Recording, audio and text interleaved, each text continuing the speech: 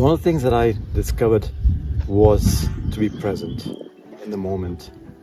What helped as part of this was the discourses that we had and the discussions that we had during the hike itself with the like-minded people that I mentioned earlier. I believe personally I have just scratched the surface in terms of self-discovery, in terms of the capability that I have in terms of growth.